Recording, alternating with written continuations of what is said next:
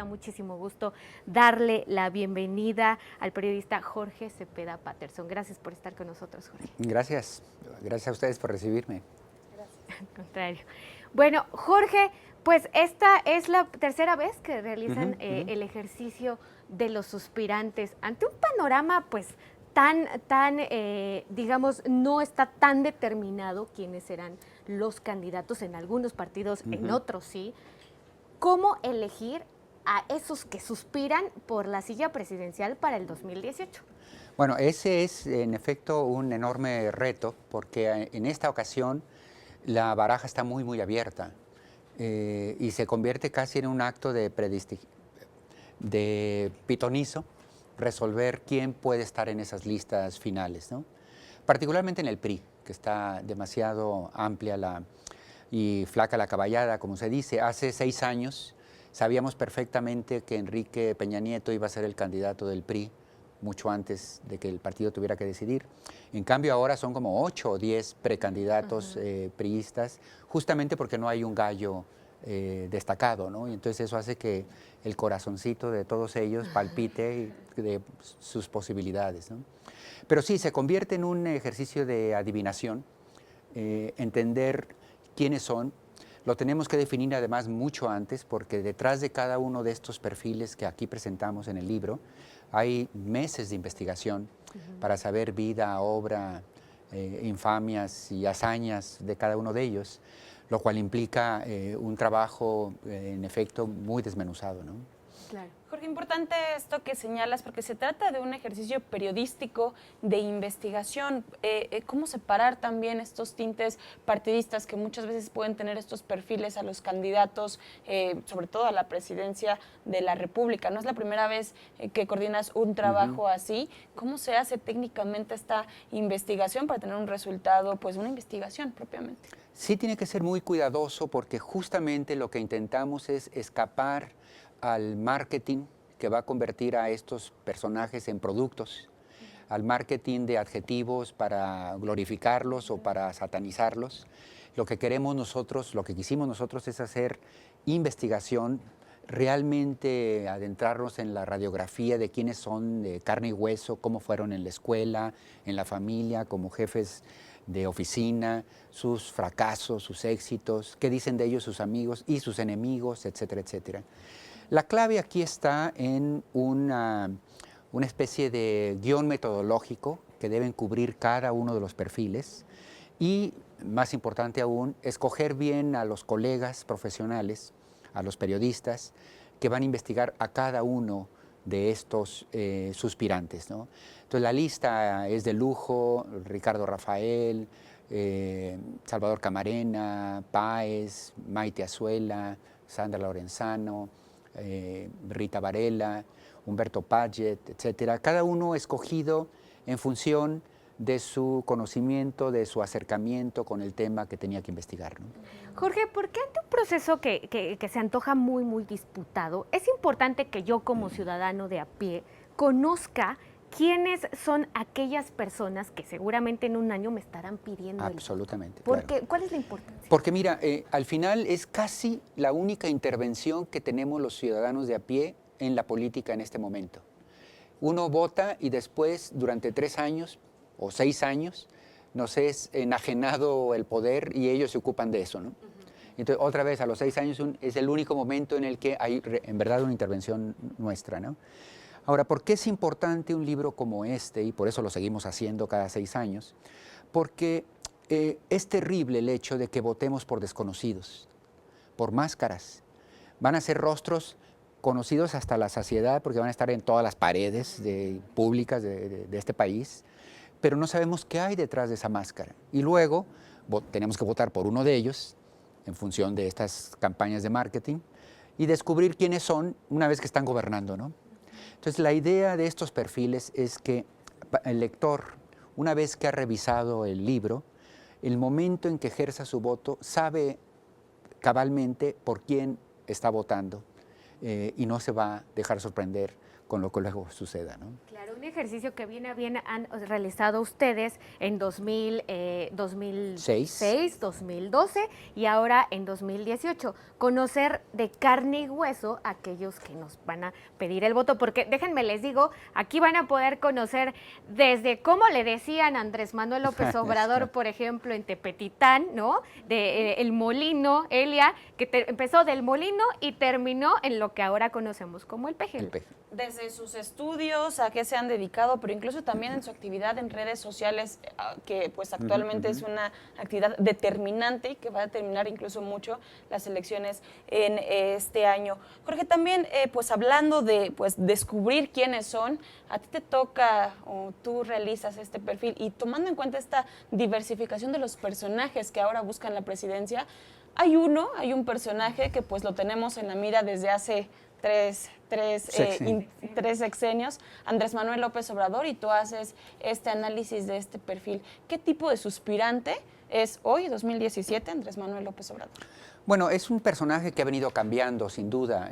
Nada afecta más a la naturaleza humana que las grandes derrotas. Y si hay alguien que ha experimentado grandes derrotas en este país, en términos políticos, es Andrés Manuel. La selección nacional también, pero ese es otro tema, por supuesto. Y eso modifica a las personas, ¿no? Entonces, lo que hago yo en el perfil es ir recorriendo cada uno de estos grandes incidentes y cómo va afectando su vida personal, su vida familiar, su manera de estar frente al mundo. Desde luego es un Andrés Manuel distinto, el que ahora vemos desde la República del Amor, de la cual pretende hablar hoy en día, hasta las... Pues, tal cual, las enseñanzas que te da el exilio, que al final es la derrota, ¿no? En muchos sentidos él se intenta presentar como un hombre distinto, que no es una amenaza para México, que no es una amenaza para las instituciones, y al mismo tiempo, desde luego, va arrastrando su naturaleza de Andrés Manuel. Entonces hay una mezcla interesante que relato muy bien ahí con ejemplos y en qué medida pues podemos esperar o no estas modificaciones, ¿no? ¿Tú sí crees, Jorge, digo, has acompañado la campaña política de Andrés Manuel López Obrador, este desarrollo, y dices, del personaje que vemos en los spots y también en los actos públicos, dices, es un Andrés Manuel López Obrador 3.0. Exacto. ¿Tú crees que para él la tercera, para el tabasqueño ahora sí, la tercera es la vencida? Mira, tiene que ser, o no habrá otra, pienso yo, porque en este momento tiene los astros muy bien alineados. El país ya lo intentó con el panismo durante 2 sexenios, no funcionó, y prueba es que luego se votó por otra alternativa. También el país lo intentó con el regreso del PRI, no funcionó si atendemos los bajísimos niveles de aprobación de Peña Nieto, que son históricos por lo bajo. De tal manera que lo único que no se ha intentado, digamos, es una opción de izquierda. Y hay mucho esta sensación de que ahora tocaría.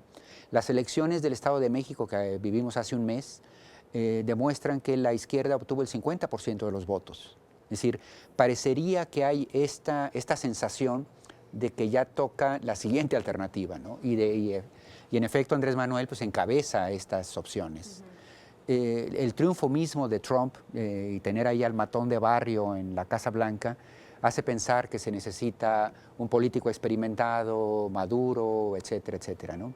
En fin, para no abundar, yo diría que como nunca López Obrador tiene estos astros alineados.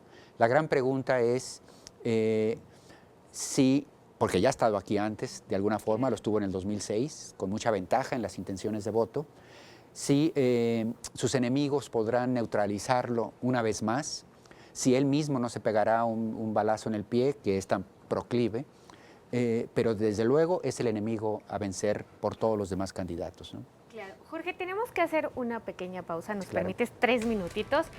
Después de esos 3 minutitos seguiremos hablando con Jorge Cepeda Patterson, exdirector editorial del Universal, columnista del País, Premio Planeta, en fin, el currículum es amplio y la verdad es que estamos muy muy agradecidos que esté el día de nosotros con nosotros hablando de los suspirantes. Vamos a una pausa y regresamos. Estamos el día de hoy, nos acompaña aquí en el estudio el periodista, el prestigiado periodista Jorge Cepeda Patterson, quien en conjunto con otros periodistas han realizado este esfuerzo periodístico, este ejercicio periodístico llamado Los Suspirantes 2018. En el caso de Jorge, te tocó, decidiste hacer el perfil de Andrés Manuel López Obrador. Nos hablabas un poco pues de las posibilidades que tiene para llegar ahora sí a la presidencia del pues en el 2018.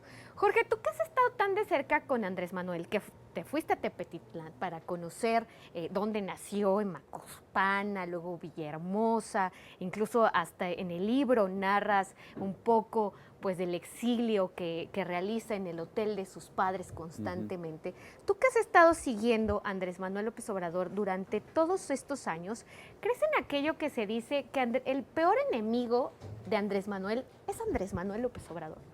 Sí, me parece que sí. Una y otra vez él encuentra una manera de hacerse daño, lo diría rápido. Mira, lo más reciente lo tenemos en el Estado de México. Hay un momento en que él empieza a desafiar públicamente a Cepeda, el candidato del PRD, que le hizo mella a la candidata de Morena, Delfina. Nadie sabía quién era Cepeda 3 meses antes. Cuando Andrés Manuel lo sube al ring para decirle que es alguien que está vinculado con la mafia en el poder, que al no ceder su candidatura y sumarse a la de Morena le está haciendo el trabajo sucio al PRI, etcétera. Quizá tenía razón desde la lógica de Morena, pero fue un enorme pecado político porque le dio visibilidad a Cepeda. Lo subió al ring con él, le dio 3 días de titulares nacionales y todo el mundo se enteró quién era. Y lo aprovechó, pero como mago, Cepeda. Cepeda acabó obteniendo 17% de la votación. Claro. Es decir, dividió el voto de la izquierda. Probablemente si Andrés Manuel deja que sea Delfina, que le correspondía cuestionar o criticar a su rival, y no este peso pesado de la política nacional, que lo que hizo fue subir al ring y a los reflectores a Cepeda, quizá Delfina habría ganado, honestamente. Son estos arranques de Andrés Manuel, el cállate chachalaca, para no ir más lejos, que en un momento dado, cuando lleva la ventaja, parece que acaba dañándose a sí mismo, ¿no? Porque tocas este punto sobre la división de las izquierdas que mucho pues se dejó ver a partir de las elecciones en el Estado de México. Andrés Manuel sigue representando a esta izquierda en nuestro país, sobre todo en el contexto en el que ya se están dando pues estos famosos Frente Amplio, estas comisiones, esta mira a las coaliciones, porque si no, no llegamos. Andrés Manuel sigue representando esta izquierda con sus absolutismos, porque hace poco comentabas también en una columna en El País, Andrés Manuel es todo o nada.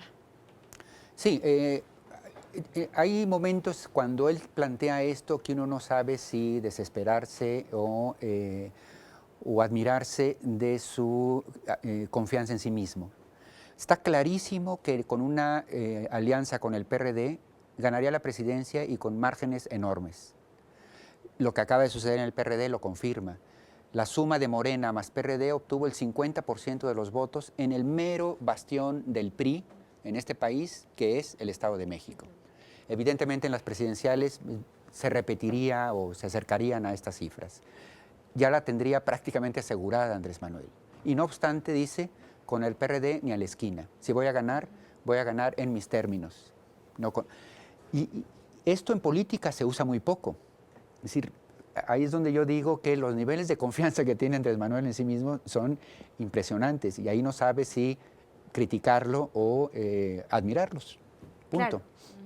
Claro. Pero ¿qué es peor en una figura política, sobre todo el talante de Andrés Manuel López Obrador, esta tosudez que incluso tú mencionas en el libro, o bien a veces la inocencia con la que confía en sus colaboradores? Vemos el caso de Eva Cadena, vimos el caso pues de Bejarano, de Ahumada. ¿Cuál sería, digamos, el punto más flaco de Andrés Manuel López Obrador? Yo pienso que él ha estado tantos años a la defensiva. sintiéndose víctima de un ataque de los intereses creados, que cuando hay una acusación de corrupción en contra de alguno de sus colaboradores, en lugar de pensar, bueno, a lo mejor mi colaborador hizo algo incorrecto, él inmediatamente en automático le sale el guerrero y decir, este es un misil de mis enemigos para debilitarme, ¿no? Y sale en defensa.